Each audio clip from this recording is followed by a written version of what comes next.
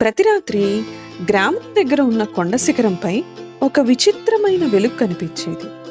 అది ఎక్కడి నుంచి వస్తుందో ఎవ్వరికీ తెలియదు. గ్రామస్తులు భయపడేవారు. కానీ అర్జున్ మాత్రం ఆ రహస్యాన్ని తెలుసుకోవాలని నిర్ణయించుకున్నాడు. మరుసటి సాయంత్రం అర్జున్ తన బ్యాగ్ని తీసుకుని కొండ ఎక్కడం ప్రారంభించాడు.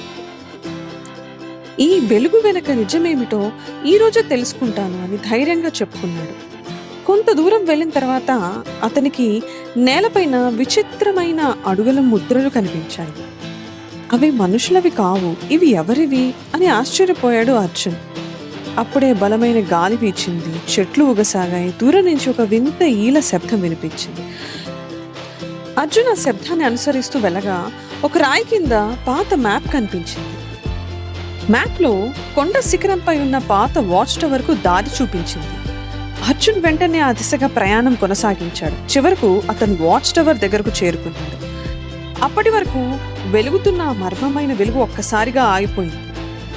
అర్జున్ గుండె వేగంగా కొట్టుకోవడం ప్రారంభించింది. ధైర్యం కూడగట్టుకుని అతను నెమ్మదిగా టవర్ తలుపును తెరిచాడు. తలుపు కీచ్ అంటూ శబ్దం చేస్తూ తెరుచుకుంది. టవర్ లోపల చీకటిగా ఉంది. అప్పుడే పై అంతస్తు నుంచి చిన్నగా శబ్దం వినిపించింది. అది ఏ శబ్దం అని అర్జున్ మెట్లు ఎక్కడం ప్రారంభించాడు. మెట్లు ఎక్కి పైకి చేరుకున్న అర్జున్ ఆశ్చర్యంతో నిలిచిపోయాడు. అక్కడే కొండ రహస్యం దాగి ఉంది.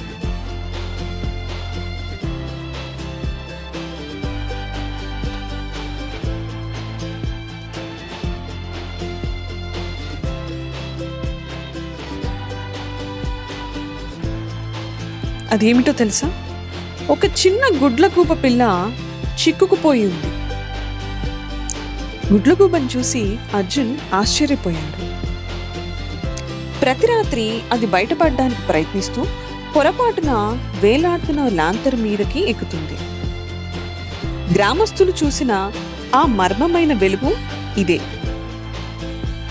అర్జున్ చిన్న గుడ్లగూబకు చెప్పాడు, భయపడకు, నేను సురక్షితంగా చేరుస్తాను అని. తను వెంటనే కిటికీ తెరడంతో గుడ్లగూబ తన తల్లితో పాటు ఆకాశంలోకి ఎగిరిపోయింది. అర్జున్ తిరిగి గ్రామానికి వచ్చి జరిగిందంతా అందరికీ చెప్పాడు. అందరూ ఆశ్చర్యపోయారు. ఆ రాత్రి దూరంలోని మరో కొండపైన ఒక విచిత్రమైన నీలి వెలుగు కనిపించింది.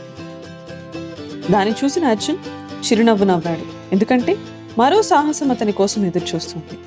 ఇంకో సాహసంలో మళ్ళీ కలుద్దాం.